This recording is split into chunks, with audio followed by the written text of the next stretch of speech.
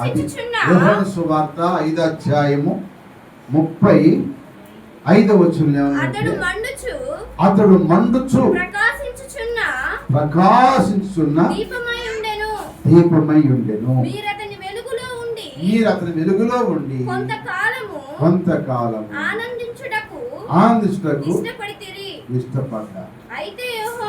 అయితే యోహాను సాక్ష్యము కంటే నాకు ఎక్కువైన సాక్ష్యము కలదు. ఈ మాట యేసయ్య చెబుతున్నారు. యేసు ప్రభువారు యూదులు ఇశ్రాయేలు ప్రజలందరూ జనసాహం ఉన్నప్పుడు యోహాను గురించి చెబుతున్నాడు. ఏం చెబుతుందంటే యోహాను సామాన్యుడు కాదు, అతను మండుచు ప్రకాశించే దీపం. ప్రకాశించే దీపం 4వ దీపం విధంగా ప్రకాశించే దీపం. మొట్టమొదటి దీపము నీతి అనే దీపం, అంటే పరిశుద్ధతకు సాదృశ్యం చెప్పుకున్నాం. రెండవది ఏ దీపం అంటే కృపా దీపము. మూడవది వెలుగుచున్న దీపము. ఇప్పుడు 4వది ఏంటంటే ప్రకాశించే దీపం, అంటే మండుతూ ప్రకాశిస్తున్న దీపం. ఈ దీపం ఎవరంటే యోహాను గారు. అంటే యోహాను సాక్ష్యం కన్నా కూడా నా సాక్ష్యం గొప్పదని యేసయ్య చెబుతున్నాడు. సోదరు చెప్పండి. అంటే మన సాక్ష్యం కూడా బాగుండాలి. మన సాక్ష్యం కూడా బాగుండాలి. యోహాను సాక్ష్యం మంచిది. ఆయన మండుతున్నాడు, ఆయన మండాడు, ప్రకాశించాడు, అనేకులు మండించాడు. మనము కూడా మండేవారికి ఉండాలి, ప్రకాశించే వారికి ఉండాలి. సోదరు చెప్పండి. అమ్మాయిందా ఉదయకాలం ప్రార్థన చేసిన కదా, బలిపీఠము మండుచుండాలి, అది ఆరిపోకూడదు. ఎప్పుడు బలిపీఠం అనగా మన ప్రార్థన బలిపీఠం, అంటే మన ఉదయం మన దేహం ఎప్పుడు మండుతూ ఉండాలి. మన దేహము మండుతూ ఉండాలి, మన దీపం మండుతూ ఉండాలి. మండుచు ప్రకాశించే దీపంగా ఉండాలి మనం కూడా. ఎప్పుడు ఏమంట అంటే లోసంగా నగ్గిన మంట కాదు, కానీ పరిశుద్ధాత్మ అనే మంట మనం కలిగి ఉండాలి. పరిశుద్ధాత్మ శక్తి పొందుకంటే మనము దేవుని పనులు ముందు సాగలేము. పరిశుద్ధాత్మ ఉన్నప్పుడే మనం ఏదైనా చదువుతాం. కనుక పరిశుద్ధాత్మ కలిగి ఉండాలి, మంచి సాక్ష్యం కలిగి ఉండాలి. మరి మన గురించి సాక్ష్యం ఎట్లా ఉంది అనేది మనం గురించి సాక్ష్యం ఎవరు చెప్పాలంటే ఎలుపులవారు చెప్పాలి. మన సాక్ష్యం ఎవరు చెప్పాలి? మన సాక్ష్యం ఎలుపుటి వారు, మందిరంలో ఉన్నవాళ్ళు కాదు, ఎలుపుటి వారు సాక్ష్యం చెప్పాలంట. ఎలుపుటి వారి సాక్ష్యం బాగుంటేనే దేవుడు అంగీకరిస్తారంట. దేవుడు సోదరు చెప్పండి, చదవండి. తీమోతి రాసిన మొదటి పత్రిక 3వ అధ్యాయము 7వ వచనం చూడమ్మా. తీమోతి రాసిన మొదటి పత్రిక 3వ అధ్యాయం 7వ వచనం. మరియు అతడు నింద పాలై అపవాది ఊరిలో పడిపోకున్నట్లు సంఘమునకు వెలుపటి వారి చేత మంచి సాక్ష్యం. అది ఎట్లుండాలంటే మనము ఎట్లుండాలి? ఈ 3వ అధ్యాయంలో 7వ వచనం చెప్తున్న మాట ఏంటంటే, మరియు అతడు నింద పాలై అపవాది ఊరిలో పడిపోకున్నట్లు సంఘమునకు వెలుపటి వారి చేత మంచి సాక్ష్యం పొందిన వాడై ఉండవలను. హల్లెలూయా. మన సాక్ష్యం అట్లా ఉండాలంట. ఎవరి చేత? దేవుడి దగ్గర ఉండాలి సాక్ష్యం. మన సాక్ష్యం రైతులతో సాక్ష్యం బాగుండాలి. ఫలానా జోసెఫ్ గారి సాక్ష్యం అయింది, ఫలానా హెన్సన్ గారి సాక్ష్యం అయింది, ఫలానా సుందర గారి సాక్ష్యం అయింది, మరియం గారి సాక్ష్యం అయింది అని చెప్పుకున్నట్టు ఉండాలి. మన సాక్ష్యం అట్లా ఉంది, మన సాక్ష్యం అట్లా ఉంటుంది. మన గురించి ఏం చెప్పుకున్నారని కూడా మనము కూడా మనకు మనమే పరీక్షించుకోవాలి. మనకు మనమే పరీక్షించుకోవాలి. మన సాక్ష్యం బాగుండాలి. మన సాక్ష్యం బాగపోతే మన దేవుడు మనని ప్రేమించడు, మనం ఎత్తబడలేం, ఎడబడిపోవాలి. మన సాక్ష్యం బాగుంది. పెద్దానికి సాక్ష్యం కాబట్టి కోర్టులోకి వెళ్ళినా మనకి నేరస్తులు ఉన్నారనుకోండి, సాక్ష్యాన్ని బట్టి 2-3 సాక్ష్యాన్ని బట్టి వేస్తాడు, కేసు కొట్టేస్తాడు. మంచి సాక్ష్యం అయితే మంచి సాక్ష్యంగా ఉంటారు, అది చెడు సాక్ష్యం జైలు వేస్తాడు. సాక్ష్యాన్ని బట్టి ఏది జరిగాడు. అలాగే మనం కూడా మంచిగా ఉండాలి. యేసు వారు కూడా ఒక రోజుని పేతురుని అడిగాడు, నా గురించి ఏం చెప్పుకుంటున్నారు ప్రజలని. యేసయ్య అడిగాడు. అడిగితే ఆయన అన్నాడు, అయ్యా ఒకళ్ళ ఏలి అంటున్నారు, ఒకళ్ళ యోహాను అంటున్నారు, ఒకళ్ళ రాబోతున్న ప్రవక్త అంటున్నారు. మరి నువ్వేమనుకుంటున్నావు అన్నాడు. నీవు క్రీస్తువి అన్నాడు. దేవుని స్తోత్రం చెప్పండి. అన్నాడు నువ్వు క్రీస్తువు అయ్యి అన్నాడు. క్రీస్తు అంటే అభిషిక్తుడు. అయితే ఇది నీకు దేవుడు బయలుపెట్టాడు కనుక ఈ విషయాన్ని ఎవరికి నువ్వు తెలియచేయమాట. హల్లెలూయ. అలాగే మన సాక్ష్యం బాగుండాలి. అందుకే ఇది ఏ దీపం అంటే సాక్ష్య దీపము. ఏ దీపం చెప్పండి? విశ్వాసమైన మనకి ఏ దీపం ఉండాలి? సాక్షి దీపం ఉండాలా, ఆరిపోయే దీపం ఉండాలా? చాలా మందిలో ఆరిపోయే దీపాలు కనపడాలి, సాక్షి దీపం కనపడతలేదు. ఈ కడవ దినంలోకి వచ్చా కనుక మన దీపాలు మండుతూ వెలుగుతూ ప్రకాశించుగాక. మన దీపాలు మండుతూ ప్రకాశించకపోతే మన సాక్ష్యాలు కొట్టివేయబడతాయి. సాక్ష్యం లేకపోతే పరిశుద్ధత ఉండదు.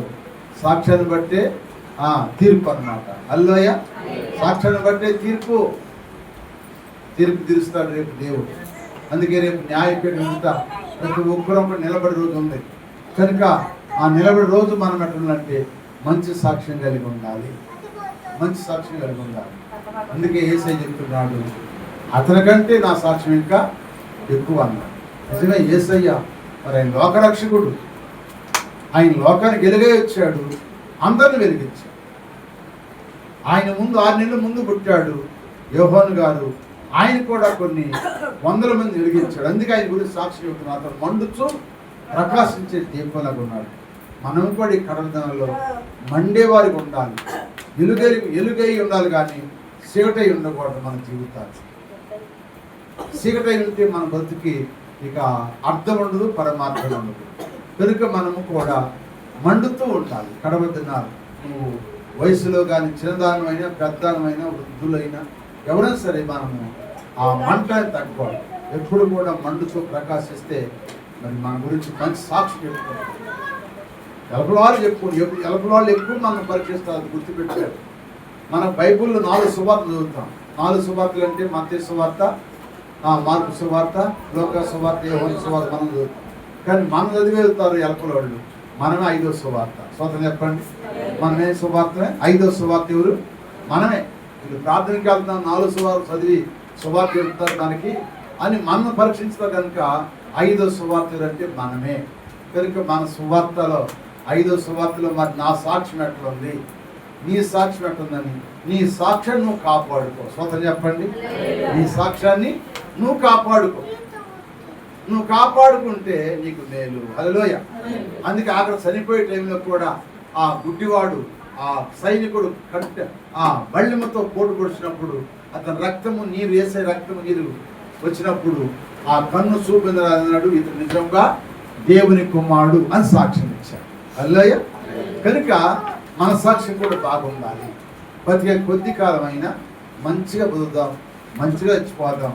మంచి సాక్ష్యం కలిగి ఉంటే మంచి గిఫ్ట్ మన దేవుడు పరలోకం ఇస్తాడు. హల్లెలూయా. మంచి గిఫ్ట్ ఇస్తాడు. కనుక మనము మంచి సాక్ష్యమై ఉండాలి. అంటే ఈ వెలుగు దేని సాదృశ్యం అంటే సాక్ష్యానికి సాదృశ్యము. ఇక 2వ మాట చెప్పి ముగిస్తాను. చూడండి, మత్తయి సువార్త 25వ అధ్యాయము 4వ వచనం. మత్తయి సువార్త 25వ అధ్యాయము 4వ వచనం. బుద్ధిగలవారు తమ దివిటీలతో కూడా సిద్ధిలో నూనె తీసుకుని పోయిరి. పెళ్లి కుమారుడు ఆలస్యం చేయగా వారందరూ కునికి నిద్రిస్తున్నారు. అర్ధరాత్రి వేళ ఇదిగో పెళ్లి కుమారుడు ఎదుర్కొని రండని కేక వినబడెను. అప్పుడు ఆ కన్యకలందరూ లేచి తమ డ్యూటీలు చక్కపరిచిరు కానీ బుద్ధి లేని ఆ కన్యకలు మా డ్యూటీలు ఆరిపోచును కనుక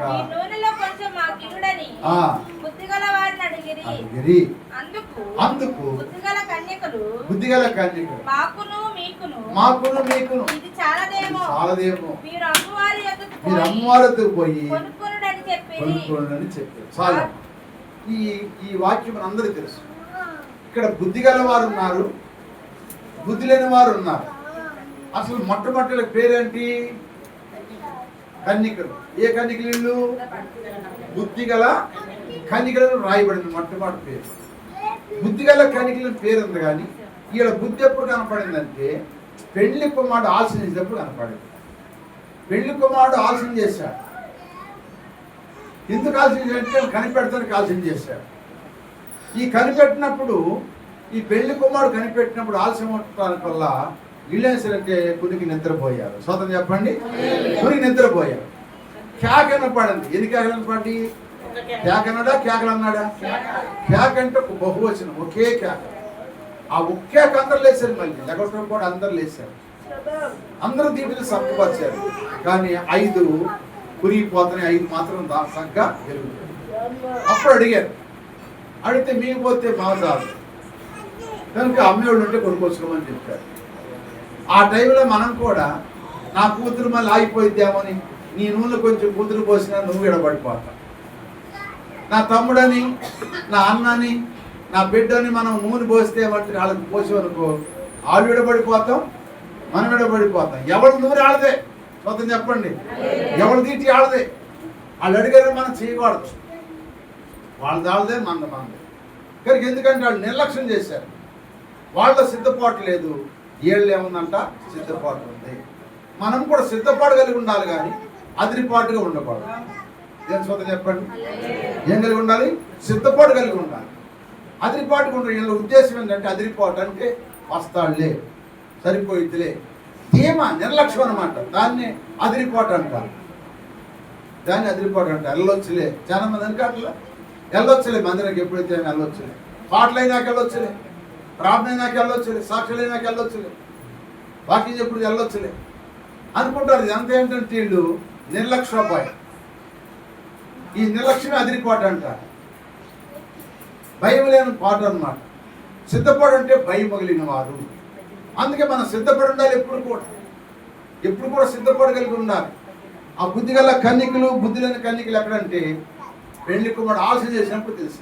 ఎందుకంటే వీళ్ళ డ్యూటీలు వెలుగుతున్నాయి, వాళ్ళ డ్యూటీలు ఆరిపోబోతున్నాయి. పెళ్లి కుమారుడు వచ్చేసాడు. తలుపు తీయబడింది. వెంటనే 5 వెళ్ళిపోయారు. దానికి ఎంత వెంటనే తలుపు వేయబడింది.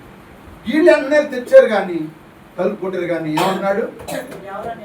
మీరెవరో నాకు నిశ్చయముగా. ఒక్క రెప్పపాటులో వాళ్ళు ఎడవబడ్డారు. రెప్పపాటులో వాళ్ళు ఎత్తబడ్డారు. మనం కూడా అంతే పరిస్థితి. మన పరిస్థితులు కూడా ఎప్పుడు సిద్ధపడి ఉండాలి. సిద్ధపాటు లేకపోతే ఎత్తబడలేము. నీకోసం రైలు ఆగదు, నీకోసం బస్సు ఆగదు. కొంత ఆగిద్దా? ఆగదు. నీకోసం స్టూడెంట్ అవుతాడు, ఆగడం. ఏది ఆగదు. సమయం వెళ్ళిపోతున్న, టైం జరిగిపోతుంటుంది. ఏదైతే ప్రకృతి అంతా కూడా జరిగిపోతుంటుంది. కానీ నువ్వు నిర్లక్ష్యం చేసేవని ప్రకృతి నిర్లక్ష్యం చేయదు. అందుకే మనం అందరం జాగ్రత్తగా ఉండాలి. కడప దినాల్లో ఎప్పటికప్పుడు మనం సిద్ధపడి ఉండాలి. ఎప్పటికప్పుడు మెలుకుతో ఉండాలి. నేను ఎప్పుడు చెబుతా మీకు, మనిషి ఖాళీగా ఉన్న మనసు ఖాళీగా ఉంచొద్దని చెబుతాను. ఏది ఖాళీగా ఉంచకూడదు? మనసు ఖాళీగా ఉంచకూడదు.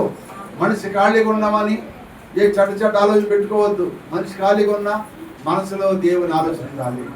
దేవుని స్తుతిస్తూ ఉండాలి. దేవుని గణపరుస్తూ ఉండాలి. దేవుని కలిగి ఎప్పుడు ఉన్నావనుకో, నువ్వు సిద్ధపడి ఉంటే ఎప్పుడైనా ఎత్తబడతావు. హల్లెలూయా, ఎత్తబడతావు. ఒక బిడ్డ, ఒక భార్య సిద్ధపడిందంట. మంచి భక్తురా సిద్ధపడిందంట. దేవుడు చూసి అమ్మ వెళ్దాం రామని చెప్పి ఆయన ఒక గుర్రాన్ని పంపించాడు. ఆ గుర్రాన్ని పంపిస్తానికి ఆ గుర్రం మీద దేవదూత ఉంది, రమ్మని చెబుతున్నాడు. ఏమేమంటుంది? అయ్యా నా భర్త మంచోడు, నా భర్తను తీసుకొస్తాను. తీసుకురా అన్నాడు. భర్తతో పాటు ఇప్పుడు ఏముంటుంది? భర్త బయలుదేరిపడికి అత్తమామతో పాటు పిల్లలు, వీళ్ళందరూ పట్టుకున్నారంట. అందరూ వస్తున్నారంట. ఈమె ఇక్కడ తీసుకెళ్ళాలి. ఇప్పుడు ఏమన్నాడు? వీళ్ళందరూ అయితే గుర్రం పట్టదుగా దేవదూత అంది తోక పట్టుకోనమాట. ఏం పట్టుకోమన్నాడు? ఈ తోక పట్టుకోండి, ఒకళ్ళు ఎవరి కాళ్ళు వాళ్ళు పట్టుకోండి అని చెప్పాను. వెళ్తా ఉన్నారని. వెళ్తా ఉండేసరికి అత్త అంటుందంట, కోళ్ళ పరలోకంలో దెబ్బకాయలు ఉంటాయా అన్నారు. ఉంటే ఎత్తమందంట. కోళ్ళేగా మరి దెబ్బకాయలు ఉన్నాయి అంటే దెబ్బకాయలు ఉంటాయని. ఎంత ఉంటాయి, ఎంతలో ఉంటాయి చెప్పు అంటున్నాను. చెప్పు వాళ్ళ ఒకసారి చూద్దాం అనుకున్నాను. ఈ ఇసుక పాపం వచ్చి ఇంతలా ఉందా, ఆ పాక వదిలిపెట్టేసి ఇంతలా ధరకి అందరూ పడాలంటే కింద పడిపోయింది. ఎత్తపాడు పిలిచింది నేను ఒక్కదాన్ని. నువ్వు ఒక్కదాన్ని ఎన్నుకోవాలి. నువ్వు వాళ్ళ కోసం ఆగకూడదు. ఆగితే ఏమైంది? లోతమ్మ పరిస్థితి ఏమైనా లాక్కున్నాడు. దేవతలు ఇద్దరు చేతులు పట్టుకుని తీసుకొచ్చారు. అందరూ చూడకుండా వెళ్ళిపోమని తడ చేయమని పంపించాడు. అందరూ చూడొద్దండి. చూసిందే లేదా? చూడమంటే ఏమైపోయింది? ఉప్పు స్తంభం అయిపోయింది. మరి ఆ ఉప్పు స్తంభం అయిపోవటప్పుడు కూతుళ్ళు ఏమయ్యారు?